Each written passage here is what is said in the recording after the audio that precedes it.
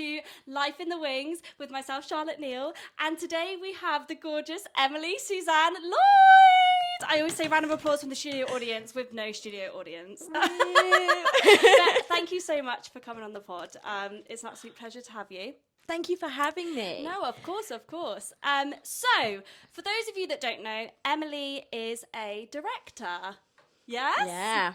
Yeah. Gorgeous director. And we actually know each other because I was in Bolly and Clyde and Emily was my director. And we just had the most awesome time.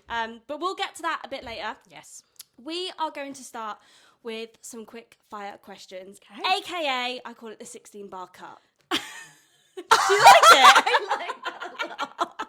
Funny, right? It is funny. It's Well, very on thank you. brand. Okay, so it's going to be literally quick fire. Okay. Whatever first comes to mind, go.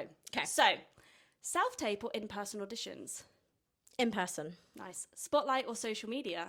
Spotlight. Matinees or evenings? Evenings. Everyone says that. Yeah. Musical or play? Musical. Nice. Theatre or TV? Theatre. BAFTA or Olivier? Olivia. Oh, nice. That's Olivier. straight in. Success or fame? Success. Yeah. And coffee or tea, just for a fun one. Tea. Oh, you're a tea gal. Tea gal. Just a semi-skim milk? See, I'm normally also a hot chocolate drinker more than a tea drinker, but semi-skimmed, yeah. 100%. Nice. So, let's talk about you. I've done my research. I'm a podcast host and I've done my research, guys. So, you are originally from the north. Yes, from Leeds originally. From Leeds. I was actually up in Leeds at Christmas. Were you? Yeah, I Whereabouts? did a Christmas show where I was basically touring like a small Christmas show up in Leeds for a week. Yeah. Small world. In Headingley? Is that near you? Yeah. I used to work in Headingley at a care home there. Oh, no way. Yeah. I actually sung in care homes. Did you sing at Grove Park? Yes! I used to work during the pandemic. That's where I worked.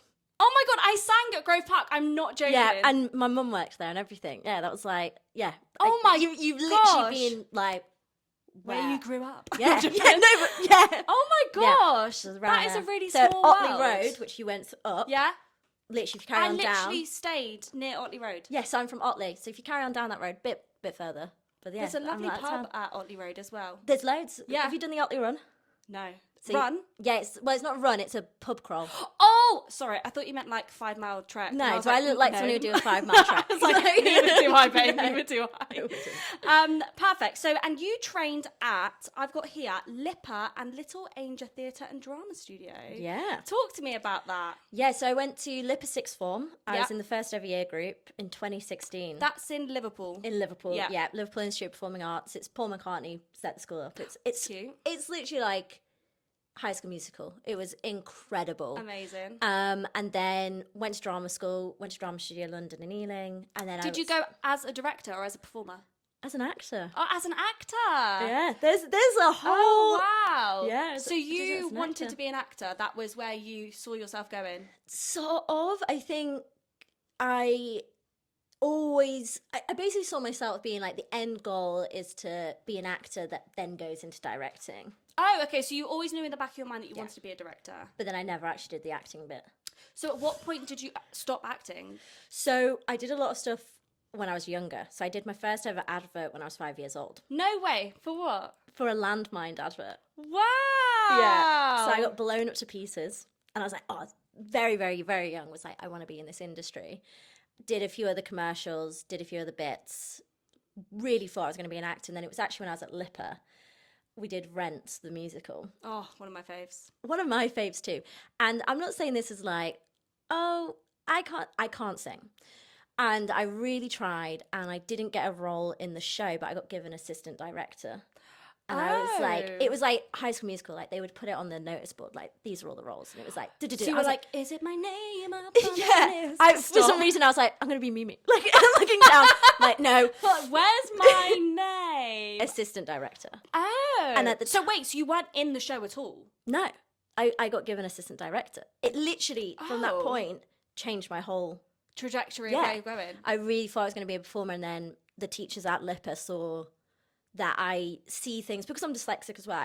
I always read a script incorrectly. I'm always going to read it wrong, and I need to read it a few times. Yeah. And so I also think having that like side of my brain, and yeah, they were like, you really should be a director. And I was like, no, I don't want to be. You're like, And I wanna then be an actor. yeah, and then the rest is sort of history. But then I had this You whole, kind of just like fell in love with it. Did Yeah. you fall in love with it doing it, or is it more like being an assistant? Like as an assistant director, like what is that? It really varies project to project what Okay. assistant director is. Sometimes, like my assistants, I always see them as a collaborator Yeah, in the yeah, room or someone to help out. But you know, other times it is you are there because the director's got so much to do to be their assistant, to run the warm up, to get the cups of tea. So it really depends on the project. And did you ever get like a chance to like direct at that point? Yes. Oh, you So did. once again, it was like incredible opportunity. So in Rent, I was given "Take Me or Leave Me" as like Right. the first ever. Like this is your song. This is your song. We're gonna give you that and Yeah. see how you do with it. And I did so bad. Like, Oh, no.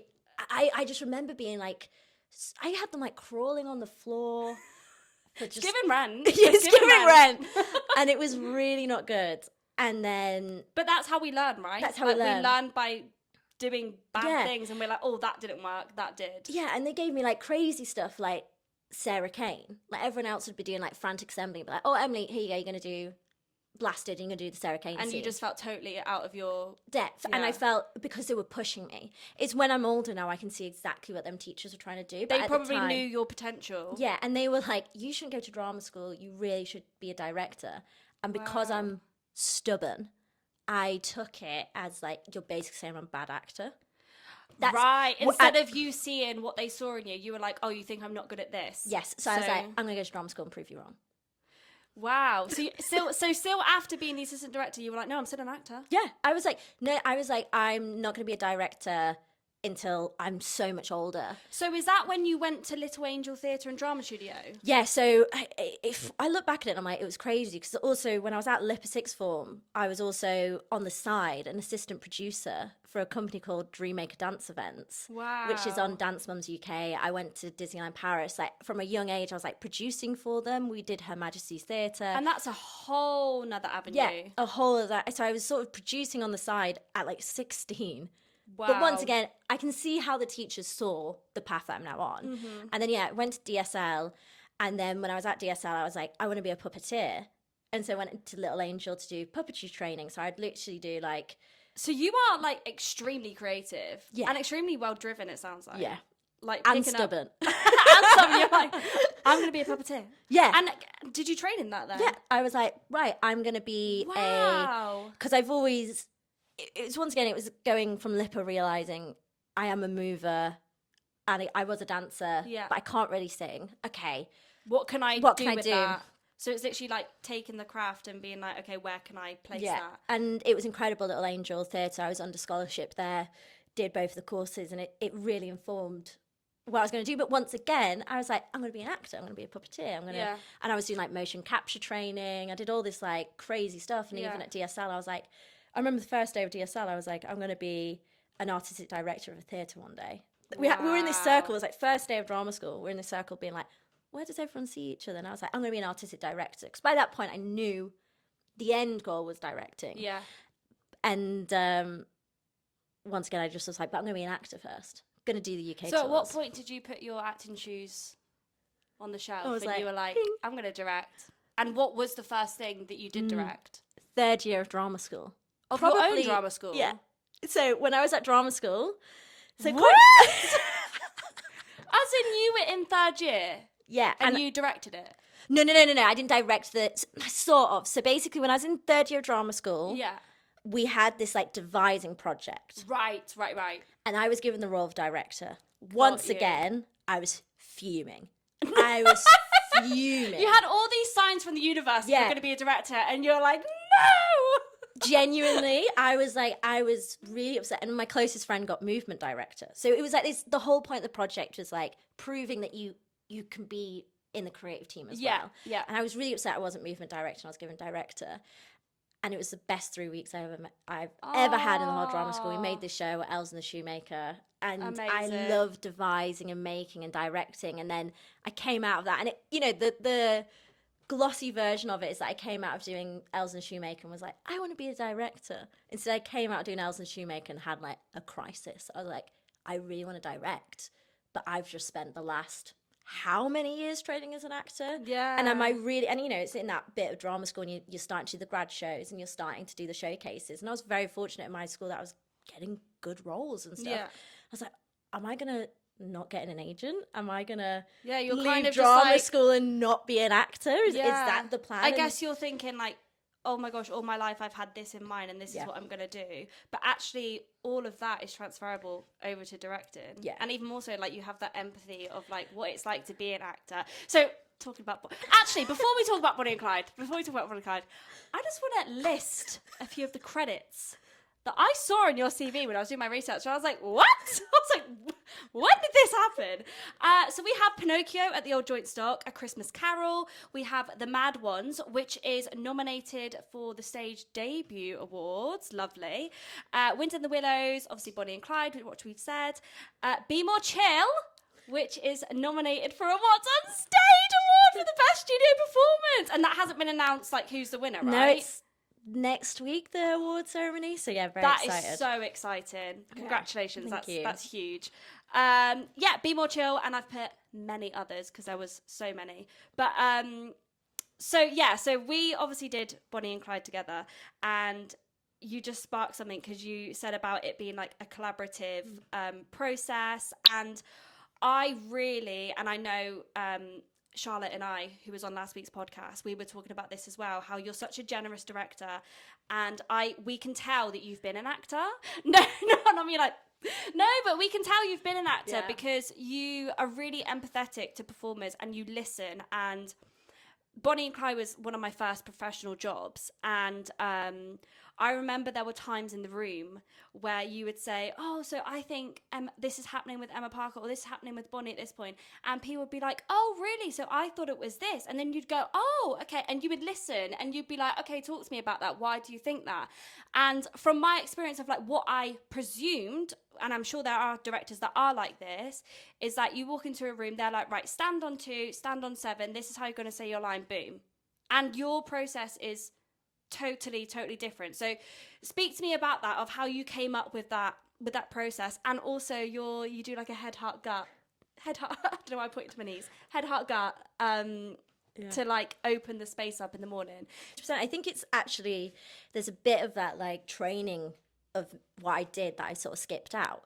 Okay. I didn't get into drama school first time. Right. I went and did a Meisner training at both feet. A Meisner. What is that? It's like a practitioner. Oh, okay, fine. Like a certain technique. A certain technique, Got you. yeah. And I am clueless. So that's what I mean by saying I don't get embarrassed. I'm just like, and what is that? it. Some people would literally just be like, yeah, I love it. that. I'm like, I have no idea. No, do that. And so I trained in Meisner, which is very much about looking at the other person and being really present and being in. And I was 18, and it was with both feet, and Stephanie Morgan, who's an incredible practitioner, would always be like, what do you need? Like before we did anything, would always be like, what do you need? Not as a character, what do you as the actor need? Wow. And I remember being in that room, and it was like a dingy room. She's got a beautiful space now. She's got an absolutely stunning studio. But at the time, it was this like space in Manchester. But the work that happened in that room was beautiful, because she allowed actors to be so present and so comfortable that they could do their best work. And that's the thing. And that's exactly what you made us all feel as well. Like, it's about being comfortable, and then once you are comfortable, because if you're stressed and if you're under an environment where you're like, oh my god, I want to impress this person, this happening, this, you're not going to produce your best work. Never. And also, if you're always second guessing yourself, or if you don't feel at ease, and also if you're going to do emotionally challenging stuff, if you're going to go to places, you need to feel so at ease and comfortable. So true. And I think I met so many, after that beautiful time with Steph, I met so many people and so many practitioners that did do the whole stand there, stop there, and I never saw actors do their best work. Really? When I was in Steph's room, I would always see actors do their best work.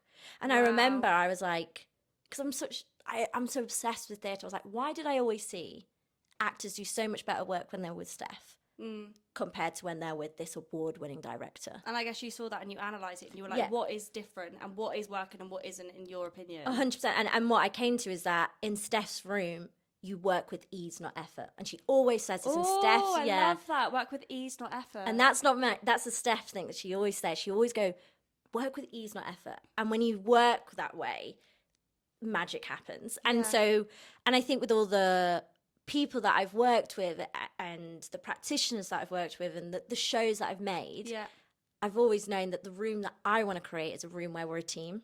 Yeah, everyone's important. And from the MD, from movement director, from a runner, from lighting, like, and I feel like you really did accomplish that, and you brought that. And also into the room. the actors are part of that team. I think there's so many things where being an actor is a tough job. Yeah, like, you know, and you're telling me. You're telling me. It's really tough, and I think a lot of actors are made to feel not worth. Like they shouldn't take up space. Yeah, and you should be thankful for everything. You should even when you book jobs, like you book jobs, and you're like, oh my gosh, you have this moment. It's like amazing, and then you go there, and there's this like, I'm just gonna sit in the corner and read my book. I'm just gonna sit in the corner and write notes. Like you don't go in there. I suppose there's that thing as well, like. You don't want to be too confident as an actor. You don't want to be too shy. You want to make a good impression. Like, there's so many like social pressures now. And you've got to be thinking like, oh, what if I do this, will that affect that opportunity, or would they want to work with me again? And all this stuff that you hear. Oh my gosh, And sometimes that's why I just think being yourself. And you told me this. You were like, don't, because I had a moment in Bonnie and Clyde where I was like, am I too much? Just like, because I have quite a big personality, and I know that, and I have a lot of energy. And I think for a moment I was like, I'm too much. Like people hate me. And I remember I came to you and I was like, I don't know what's going on. And you were like, no. And you were like, and the advice you gave me was, even if you were too much, so what?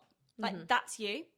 And that is like, isn't that true? But like, it's what I always say to actors. And that's what I always say, it's what makes me swell and go all warm and fluffy inside is when I see people love what they do. Yeah. And actors and care. And I think not just actors, but us as artists, we're in this industry not for the money. No, what? Money? Not for stability. No. We're in it because we love it. Yeah. But the way, I think this industry has forgotten that sometimes. And I think that's really easy to do because it's stressful, especially like we did Bonnie and Clyde in 10 days.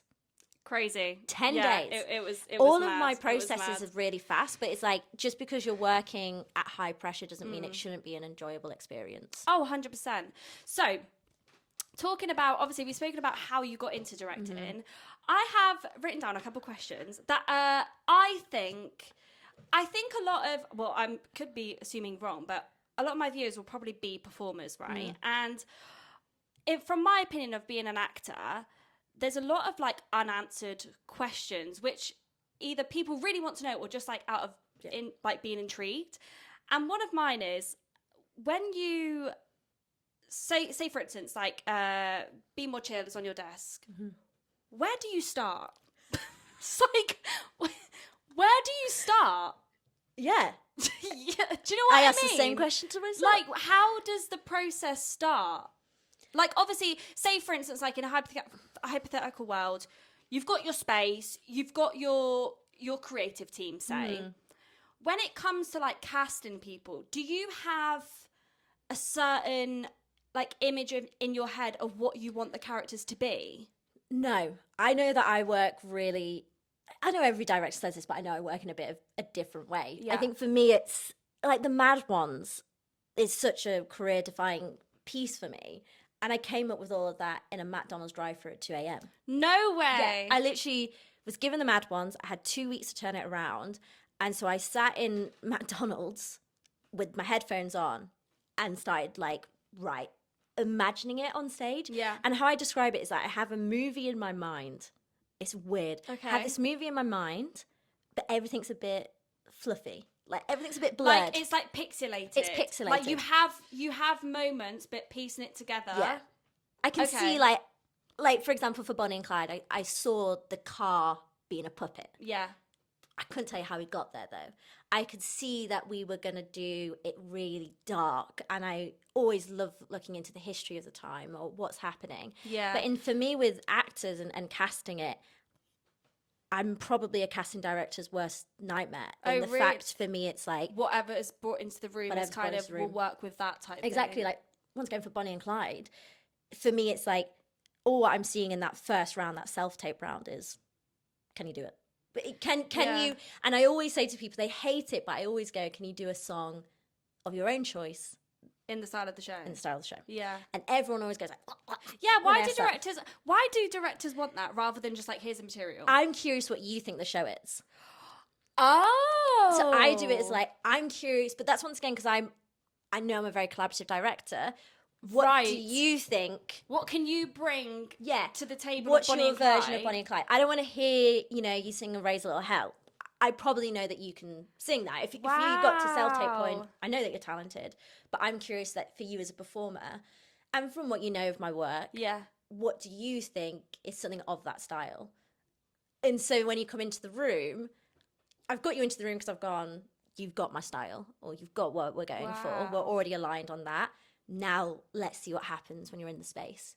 So I think for me, it's not, I know some directors are like, they've got to be this high, look like this, walk like this, talk like this, and I don't. And that's kind of like, I don't believe that's what we're taught, but I feel like because there isn't enough knowledge about it, that we're like, oh, maybe I was too blonde.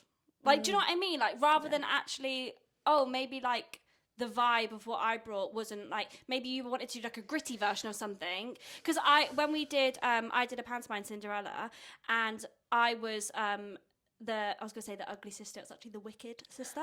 I was a wicked sister. And when they were casting Cinderella, when you think of Cinderella, you think like this pretty princess, that, but they were actually after something really gritty and like a bit more like urban. So actually all the people that probably went into audition as Cinderella as a pretty princess probably went away thinking, oh, like, I wonder why I didn't get it or whatever. But it's actually just like sometimes the director's just going off a completely different avenue. And your version is right for another show, but not for that. Yeah, I always say that. I'm like, every actor that I meet, I could cast. Yeah. And I think that's also where because there is so much talent out there. There's so much talent. And also, it is so hard when you're... And every show that I've done, there's a point where I look like a mad person. I've got all these headshots on, and I'm trying to piece together this ensemble. Yeah, because people say about... Sorry to interrupt. People say about this puzzle. Yes. Talk to me about this puzzle. This puzzle that we're all a part of somewhere. Well, it's also a puzzle from the production team, because we live in an era where, let's be honest, producer might want, and also director, a name. Okay. Or someone with a social media following. Yeah. Because let's be honest, that helps sell the show. At the end of the day, there is no show if we don't sell the show. Yeah.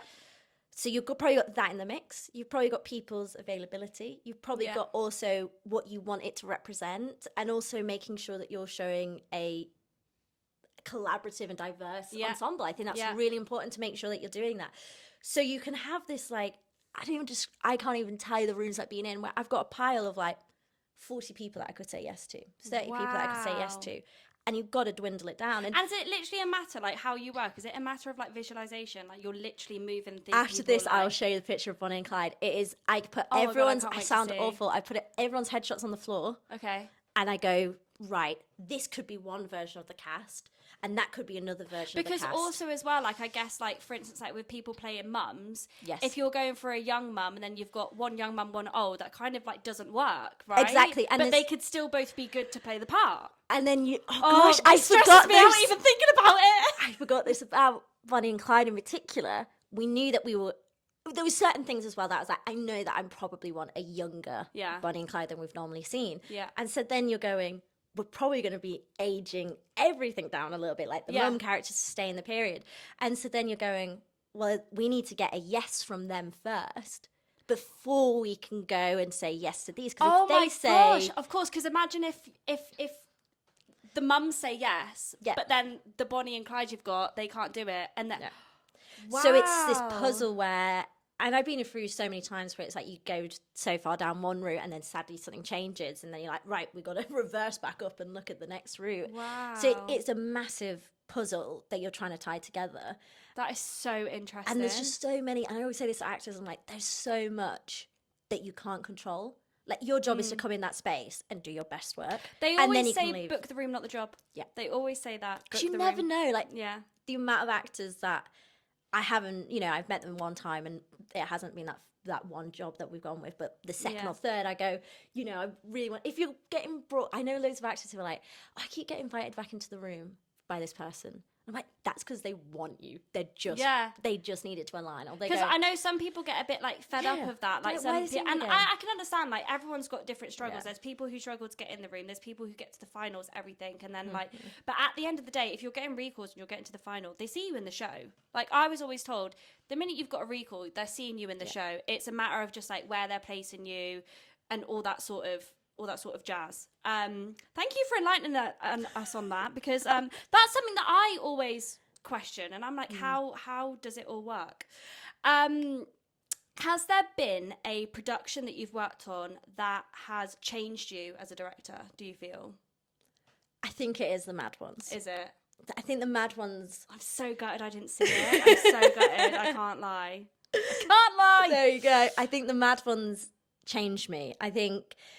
That blew up. Yeah. That was up there. That blew up. I think before the Mad Ones, I was doing mainly plays. Oh, was you? Honestly, and now I'm doing musicals, which I love, and trying to get back to plays. But you can do both. I can do both. That's why not? We don't need to pigeonhole ourselves. Exactly. And I think with the Mad Ones, it was being given like James Edge, who's the artist director or joint star, giving me that opportunity, and then Samantha Kresick, incredible producer, transferring it. It was just people taking a lot of chances on me. Yeah. And the story and the actors and the cast. And I think I found who I was. Wow. Through doing the Mad Ones. I think it's basically taking a show and spinning it. And what was really important to me is the truth and what is true. Yeah. What are we trying to represent? You know, what is true now? What's true now? Naturalism, but like expand it. Yeah. And I think with the Mad Ones, it was this like room. And I remember like, this is so cheesy, but Dora, who's an amazing, amazing actress, we were doing the first song, and it's the girl who drove away is the opening number. Mm-hmm. And this is when we did it back at the old joint stock. And because it was at the old joint stock and then it transferred to the other palace, yes. right? Yeah. And maybe something else is happening with it. Dun, dun, dun! Breaking news! But it was that one where I remember with Dora, I was like, I've never done a musical before. And she literally went, we'll work it out together. Oh. And I held that and I was like, you know what? We're going to work out the show together. Do you know what and that stayed true. We're all doing life for the first time. No matter how big or small, we're all just doing it for the first time, and we're all winging it. Yeah. So, like, these moments where we're like, I don't know if I can do this, like having that imposter syndrome, and someone just saying to you, we'll do it together. Yeah. Is that thing you're like, let's go. Do you know what I mean? And it changed me as a director, because I literally went, I no longer need to have all the answers. I think I had this like idea that like as a director, I had to come in the space and be like, we're going to do this and it's going to go this way and it's going to happen that way. Like the amount of times you've seen it where I go, I don't know. Did that work? Did that look okay? Or that it's all that about trial and error. Yeah, and that's what the Mad Ones taught me. And I'll never forget opening night when I just felt the room. Oh my gosh. And that's when I went, and I literally felt the whole room go like that. And I felt the whole room cry and laugh. And that's when I was like, we've done quite well here. And, you know, in getting all the nominations, like, he's been nominated for Stage Debut, UK Theatre Awards, Fringe Awards. And obviously all that is bonuses. Yeah. But it just, it makes it go, we've done it. We've done it. It's that. And I think it was that thing of, like, even when we transferred to the other palace, I'll never forget this. We were all in this, like, black box studio space, and I didn't know how to do the ending. And I was like, what do you guys think as the actors? And it turned into this massive debate. Oh, really? And it ended with me starfished on the floor, actors debating over each other what we should do as the ending. And you're like, the producer, Samantha, coming in, being like, have you just killed the director? And I literally went, leave. Like, so dramatically. I was like, actors, I'm wrapping you for the day. Please, I need to work out what this ending is now. Because they were all saying, I see the ending differently. And I was like, okay, let's see what that looks like. And I was working it out with Samantha and the MD, Callum. And I was like, I bet you they haven't gone home. Because we worked out the ending. I was like, I bet you they haven't gone home. And I opened the door and there was like a balcony. And I was like, I knew it. I was like, I knew that you were waiting for me. And we were on this balcony and I told them the ending idea and we loved it. And I think when it feels like it's everyone's show. Yeah. And that's what the Mad Ones taught me, is like, if it feels like it's everyone's show. Everyone, I can see everyone that even from it. social media, like everyone felt very proud of it. Oh, which is a lovely every single one of us, have. because every single person and every single creative in that space had something that they put in that show. And probably gave 100% of themselves to it. Yeah, everyone goes, this is such an aside, but producers go to me all the time, why do your actors do anything? Why do actors... Why do actors that work with me go above and beyond? Oh, got you. Which I always am like, I don't, okay. I was like, okay. But I'm like, it's because if you show that you care, Yeah. they care. Yeah. If you treat people like shit, don't know if we can swear. If No, you it's treat fine. people badly,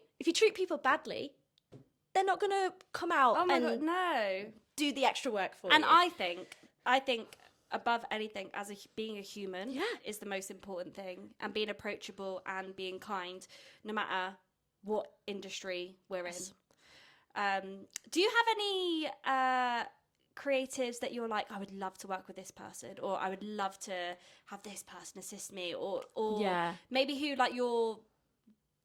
No, let's just keep it to that question. Enlighten me. Alex Timbers, director of Moulin Rouge, Beetlejuice. Nice. His way. I listened to a podcast last week, and he was like, the audience are part of the story from the second they walk into the space. And I was like, I just love that. And also how a lot of his shows he's like been a part of from like pre-production all the way through. Yeah. And there's a reason why he has 4 shows on Broadway currently running, and well, soon to be 2 shows running on the West End. Yeah. I just think as a creative, and from what I've heard about him, he just seems like A bit of you. bit of me. I love that idea of the audience is part of it as soon as they walk into the space. Like, not even as the show begins, like, because the space is the auditorium or the theatre. Like, because when you think about it, you probably spent 50 quid, yeah, travelled in, maybe had a drink at the bar. had a drink at the bar, which probably cost you about £10. True, very You know, true. London prices. Exactly, you're starting the experience from the Yeah. second they walk in, and all of his shows show that. You know, like Moulin Rouge, the set is bursting out of that stage. Yeah. And I just, whenever I hear him speak, and he's so passionate, I think when you hear someone and they've got so much passion, Oh, yeah, it's amazing. I'm like, oh, I want to work Love with you. that. Well, hopefully you'll get to work with him one Please. day. We are going to go into our next section, and it's called Backstage Drama. I do it different every time I say it, and I don't know why. I feel like I need a little like jingle, but I haven't quite got there yet. Do you have any like funny things that have happened to you, or like embarrassing stories, or embarrassing email? I can't remember if I said this. I can't remember if I said this on the last podcast, whether I said it before. I messaged a panto director once, and I put panto in big letters in like the subject box, and instead of writing the O, I wrote an S, and it was pants. Did you get a reply though? How funny is that though? Again, I don't get embarrassed. I just email back straight after, like, so sorry about that. Typo, meant panto. I would definitely reply to that. Do you know what I mean? At least give me an audition. Like, come on, that's funny. No, I didn't. But do you have anything like that, or anything in the room that you're like, oh my God, that was funny, that went bad? I think I have. So a show that I worked on and continue to work on is Christmas Carol on a Steam Train. Yes. Because that's actually on a Steam Train. I sometimes am so lucky to have the creatives around me. So a lot of the shows that I create and I make up and I build the team around it. And Christmas Carol, they were like, oh, we don't want to do Polar Express, we want to do something different. I went for a slight walk around and I was like, Victorian Christmas Carol. Instead of what if it's a ghost train? And it was just spiraling. And I think every year with Christmas Carol, it makes my heart explode, but I'm like, this is jokes. This is actually banter that we're doing this. That we've got 6 versions of Christmas Carol happening at the exact same time. What? Yes. So is there 6 separate trains? 6 separate carriages, all having... Oh, wow. All having like their own show. Yes, and then to make life harder, Right. the ghosts change carriages. What? So, yeah. What? I feel like I need to come and experience this. You know, I it's coming back out need this to year. I remember how you're reacting is how Matthew Seeger, the writer, reacted when I was like, so I need you to write this, but we need to make sure it can all move at the same time. And what my backstage like joke about that is, I might not be on site, but the group chat, which all the technicians are in, is comedy gold because everyone's timing. They'll be like, whistle whistle, and it'll be like, actor on the move, like, and the WhatsApp is Oh, it's just like ping. boom, boom, boom. Oh my gosh. Or like, Can you imagine? I've lost Ghost 2. Anyone got eyes on? It's like the most funny. Anyone got eyes on Ghost 3, Ghost 2? Yeah, you joke, but it's literally I was like, no, we've got Ghost 1 here, sorry. yeah, or they'll be like, but I mean, Doris in the carriage has got up and has gone for a wee. Like, we're gonna have to do a show. We've lost Doris. Yeah, like the stuff. Can that you happened imagine in Carol. like someone in that group chat who wasn't a part of it, like just reading into it, being like, what's the narrative here? I've always said I need to do a dramatic reading of the stage management group chat of Christmas Carol because it is just like It's making me laugh. it is comedy gold Love that it. happens, and it's like, That's hilarious. and I sit there and I'm like, what on earth? I've made people's lives so hard. But That's it's an incredible hilarious, show. though. That's Yeah. a good story. Thank you for sharing that.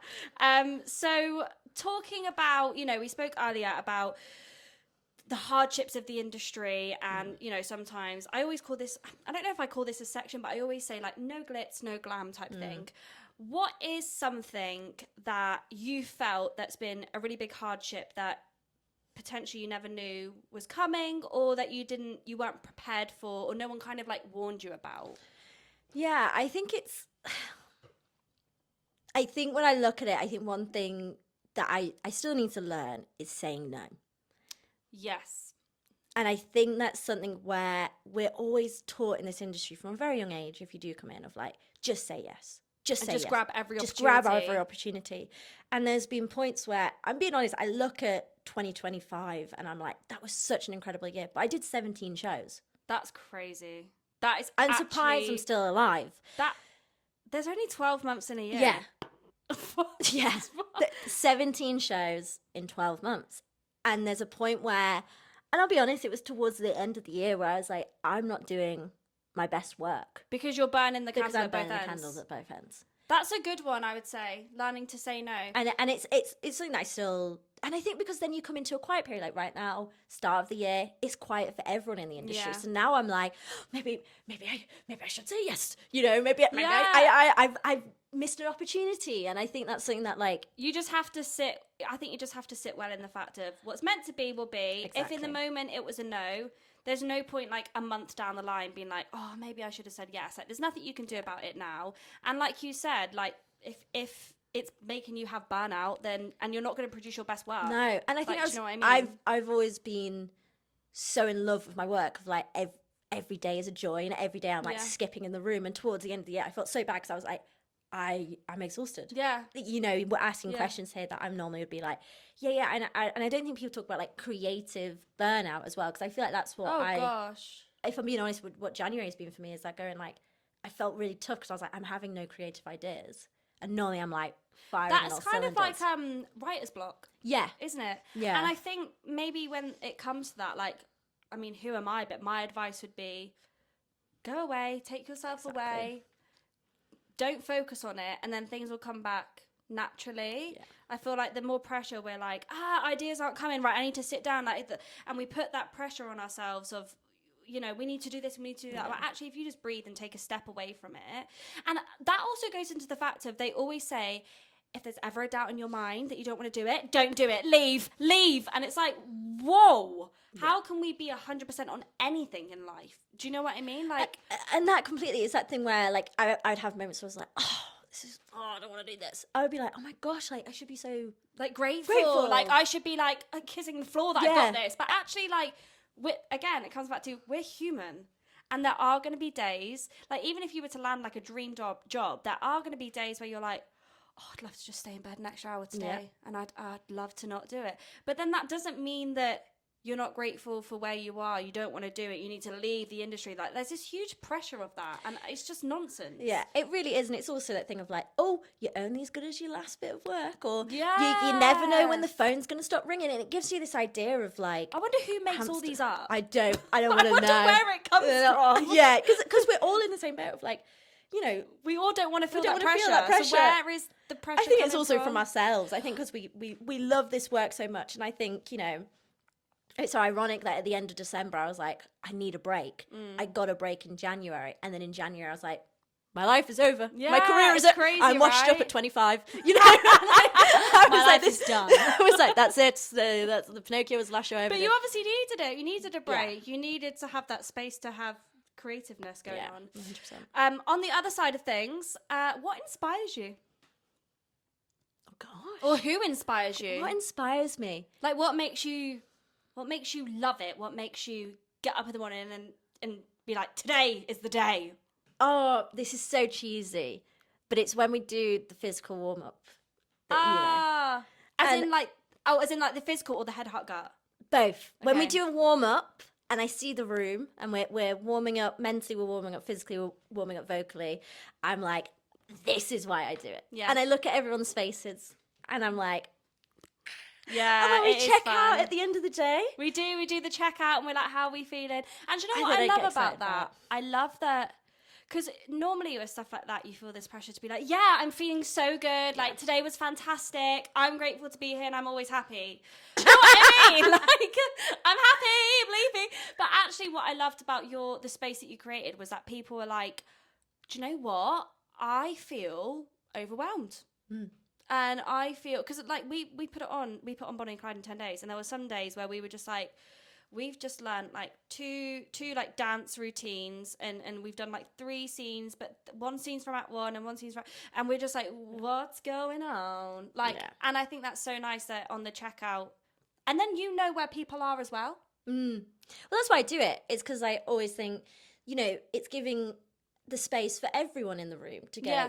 this is where I'm at today. Yeah. Because unlike working at Sainsbury's, we're not asking, we're not doing like mentally hard stuff. We're not doing physically hard Yeah. stuff. And so, it gives everyone a space to be like, you know what, this morning, this has happened. Yeah. Or, you know what, I'm not going to go into the details of what I've gone through. I'm going to use a metaphor. And so that everyone in the room goes, cool, actually at lunch today, they're going to want their own space, and not be like, oh my God, why are they sat by themselves? Yeah, because then you know where people are, know where and people there's are. no sort of like guessing. It's And very then like straight to the Would point. you check out? We go, and that's why we're leaving the day, because then we literally can all go, and it's done. Because Yeah. when we're doing really difficult things, and once again I go back to the Mad Ones, where it really taught me, because I didn't do checkouts as hard as I do now. Really? Until the Mad Ones, because during the Mad Ones it was emotionally intense. And I didn't do checkouts. And there was one point where Courtney Stapleton, incredible actress, was like, I need to check out of this. This is a lot. And so we did this like sweets.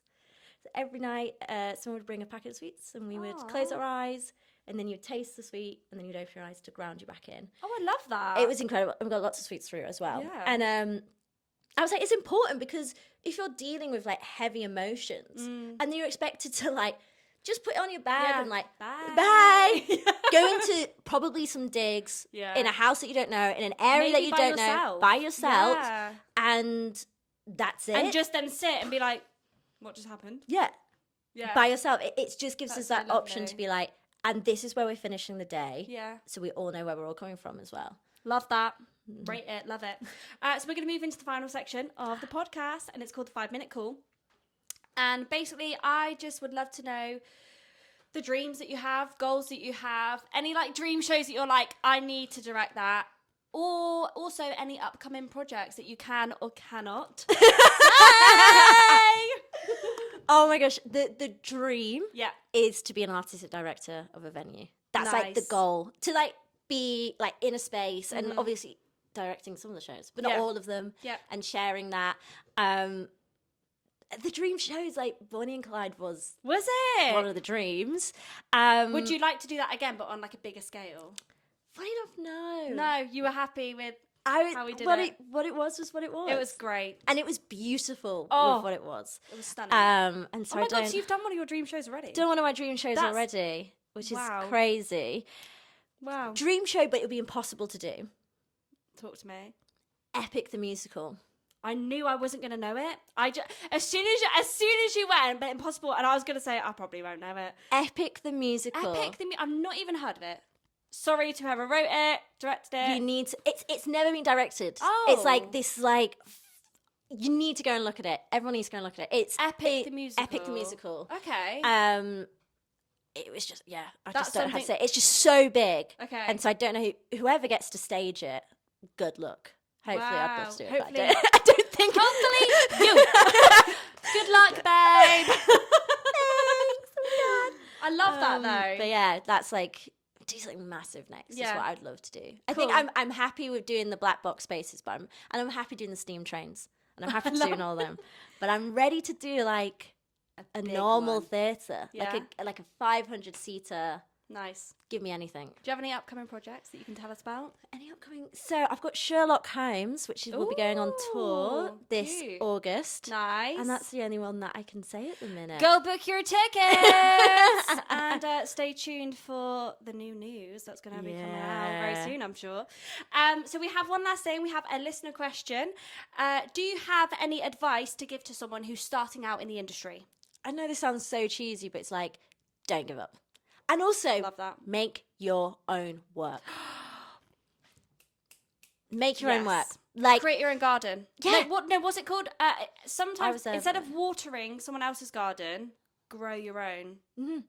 I remember that's so true because I remember even like with this podcast, I was reaching out to other podcasts, going, "I'd love to come on the pod." Like I feel like there's like unspoken voices of like emerging artists and stuff, and I'd love to come on. And I was thinking, why am I wanting to go on other people's podcasts to do it when I could just create my own podcast? Yeah, and like there is so much like opportunity in the UK. I think a lot of people like look at the UK theatre scene, and I'm not saying it's really easy. Yeah. You could get an arts council grant. Yeah. You could do a developing your creating over practice. You could make your own show. You could put on a scratch night. And I think that's the people that I go, if you love it, that's where it comes Write from. Like, a one-woman show. why not? Like if someone's so like many a people start comedy like that. actor and they're like, "Oh, I'm not getting seen for this," write your own Your show. And then when you go into the room, 9 out of 10 times, it's like, so what have you been up to? Yeah, how Then it's people gonna be love like- that though. Yeah, it's just like I work at Sainsbury's. Yeah. And I'm not saying, like, of course I'm saying that from a position of like, been there, done that. It is tough, especially when it comes to Yeah, the of course finances it of it, is. because you're like, putting your own show on. But even if you walked into the room and a director or casting director was like, "What have you been up to?" Even just saying like, "Oh, I'm writing my own show," You're and they're like, "Oh my gosh, God. cool! What's that about?" Yeah. How do you know that there's not someone on that panel that knows someone that's looking for something? Do you know what I mean? Like that gave me shivers. That gave me shivers. No, because it's like that's how dreams came true. Like that's how dreams came true. Right place, right time, right? But if you're just waiting for the phone to ring, like I've had it because at once getting violin out. Like January tough, but like I was getting AV checked for stuff, which I think is a cruel thing to do anyway. But I was getting AV checked, and I was like, "That's it, I've made it." And then it comes back, and they're like, "Oh, we've gone another way," which is really fair. But then I was like, "Why am I waiting For someone else to be to like, say we want you yes? to direct our show? Why am I Yeah. not going? You know what? I'm going to fill my diary, and if it's the right project, I'll find the space, or we'll be able to make it work." But I think I had a bit of a moment where I was like, "Oh, I'm just going to wait for the phone to ring." Yeah, And because then- I guess that's kind of what we're taught, that people are in charge of our own destiny, when actually we can also be in charge. What did I say in last week's podcast? Two things can be true at the same time. Like someone else, of course, can be in charge of our destiny, but also we are too. Yeah. That is fabulous advice. Thank you so much for coming on the podcast. What a gorgeous conversation. So this is Emily Susanne Lloyd. Check her out. Instagram, Emily Susanne Lloyd. _ like little dash Insta. We'll Very put it in the basic. description below. But, thank you so much. It's been Thank wonderful and so you. insightful. Bye. Thank you so much for listening, wherever you're listening from. And please like, comment, subscribe, wherever you listen to your podcasts. And we will see you next week. Bye!